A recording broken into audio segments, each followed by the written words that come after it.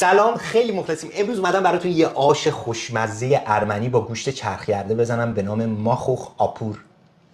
ما خودمون به شخصه ماهی یه دفعه اینو درست میکنیم، لذتش میبریم. با ما همراه باشید. امشب میخوایم چیکار بکنیم؟ بزن بریم تهیه‌اش. برای شروع من اینجا 300 گرم گوشت چرخیرده گوسفندی دارم.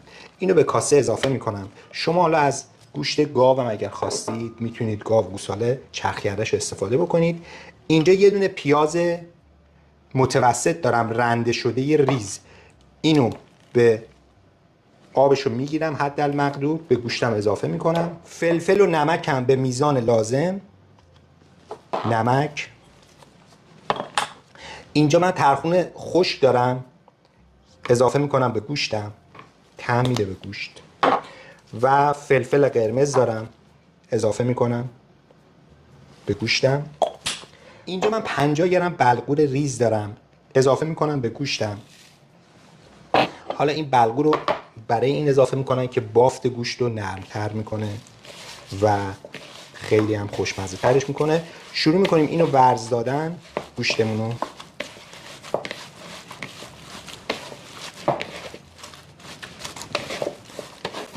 خب من از گوشتا جدا میکنم و شروع میکنم اینو به اندازه تقریبا یه گردو قلقلی کردن و میذارم جدا داخل یه بشقاب. به همین راحتی. دوستای عزیز، من گوشتا رو قلقلی کردم. بریم برای خرد کردن بقیه موادمون. من از این پیازچای خوشگل یه 3 تا دونه میگیرم و شروع میکنم به خرد کردنش. حالا شما هر جوری که دوست داشتید میتونید خرد بفرمایید.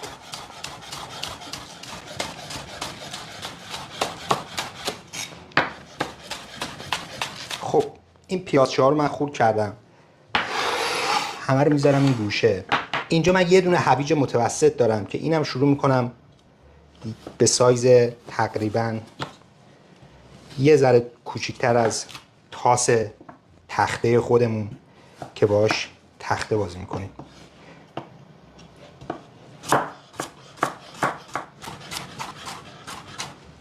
اینم از هویج. اینجا من یه فلفل سبز و قرمز دارم که اینو شروع میکنم به خالی کردن توش. اینو ماساژش میدیم ما که تخمای توش راحت‌تر سوار شه، راحت‌تر جدا شه. و از بغل یه چاکش میدیم، تخماشو کاملا جدا میکنیم. البته با تخمم بریزید هیچ مشکلی نداره، ولی ما تخماشو سعی میکنیم جدا کنیم. فلفلام هم شروع میکنم خرد کردن. سایز همون هویجایی که خرد کردیم، همون سایز، یه ذره ریزتر. اینم از فلفلامون.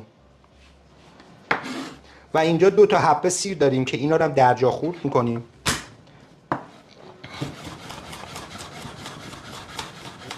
اینم از سیر خرد کرده. خب در نهایت هم من اینجا یه دونه سیب زمینی دارم که اینم شروع میکنم به اندازه تقریبا یه ذره بزرگتر از تاس خودمون خرد کردن. فکر کنم این ابعاد برای سیب زمینی خوب باشه. شما میتونید بزرگترم خرد بفرمایید. اینم از سیب زمینیامون. ما اینجا 3 تا گوجه فرنگی داریم که اینا رو من میخوام به آب گوجه فرنگی احتیاج دارم. اینا رو من اول خرد میکنم به ابعاد یه ذره کوچیک‌تر. گوجه فرنگی ها رو من میریزم توی میکسر و اینا رو میخوام میکس کنم به همین راحتی.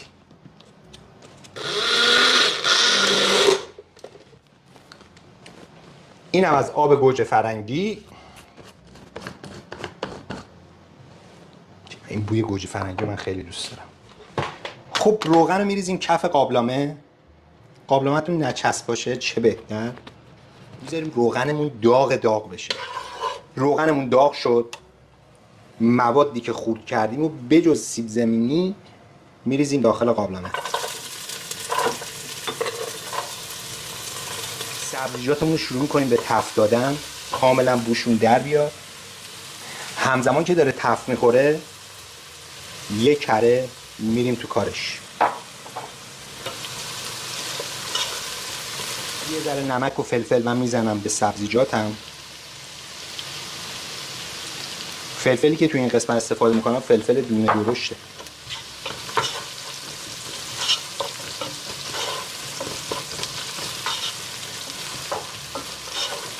کاملا میذارم سبزیجاتم لاب بندازه و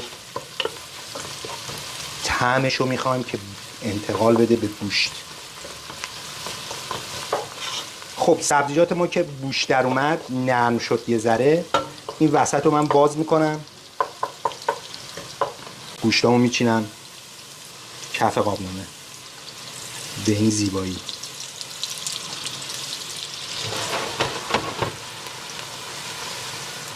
گوشتامون رو شروع میکنیم از همه طرف سرخ کردن و خوش رنگ کردن گوشتامون. بعد از اینکه گوشتامون کاملا تفت خورد و سبزیجاتمون کاملا برشته شد، من اینجا سیب زمینی ها رو شروع میکنم اضافه کردن. سیب زمینی ها رو هم یه تفت میدم، با این حرکت میرسه کف قابلانه.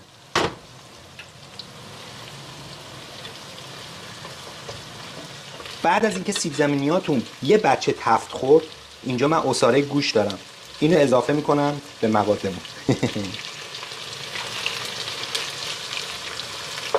میذارم کاملا باز شه و یه لعاب خوب توی موادم بندازه.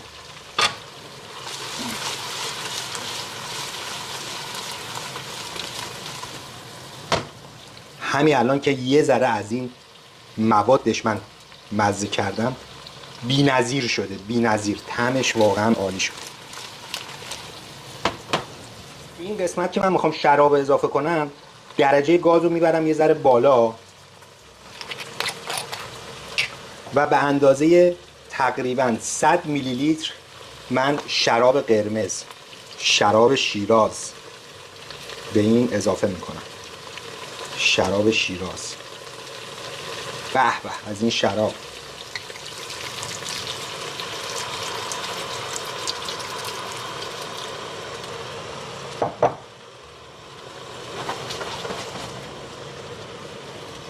میذارم تا شراب با سبزیجات با سیب زمینی کاملا یه لعاب خوب با عصاره گوشت و گوشتایی که داخلشه یه لعاب خوب مشتی بندازم با هم.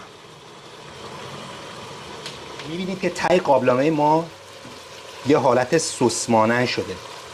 ببینید کاملا سس مانند این سس، اگر این سس ته قابلمه درست نشه این غذا خوشمزه نمیشه.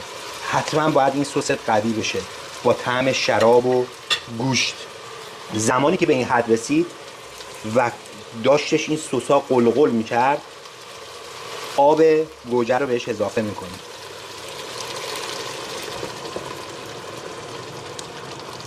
بعد از اینکه آب گوجه‌تون رو ریختید، بعد 5 دقیقه غلظت خودش رو پیدا کرد و طعم واقعی خودش رو پیدا کرد، آب رو جوش میکنید و به میزان لازم آب جوش میریزید روی آشتون. بعد از اینکه آب ریختی زیر شعله رو کم میکنی، رو شعله کم درش رو میذاری 1 ساعت برای خودش ریزخل بزنه. خب این آش خوشمزه ما آماده شد. واقعا لذیذ شده.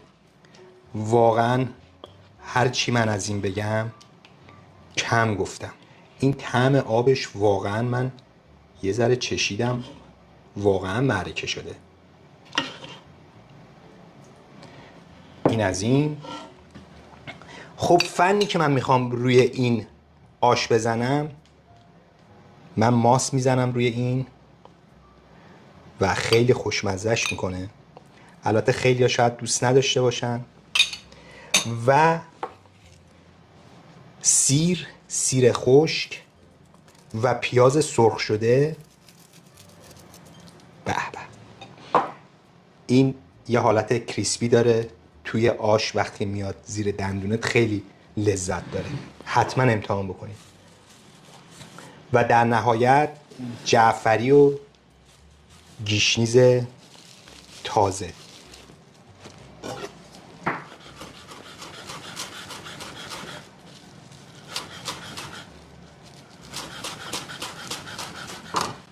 خورد میکنم، میریزم روش.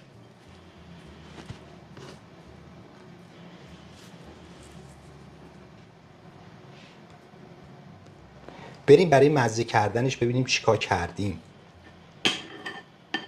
من از این گوشتش واقعا نرم و لطیف شده. گوشتش واقعا انقدر خوشمزه شده، دوست داری که تا همینجوری ادامه بدی به خوردن. باید این غذا رو درست کنی. یعنی من الان هرچی تعریف کنم در موردش شما فکر میکنید من دارم تبلیغ اضافه میکنم. حتما این غذا رو درست کنید و لذتش رو ببرید. مخصوصا طعم شراب با گوشت واقعا بی‌نظیره. امیدوارم که لایک و سابسکرایب یادتون نره، کامنت هم برامون بنویسید و همیشه خوش و سلامت در کنار خانواده‌تون باشید. تا یه برنامه دیگه، یه کار جدید دیگه، همتون رو به خدای بزرگ میسپارم. خدا نگهدار.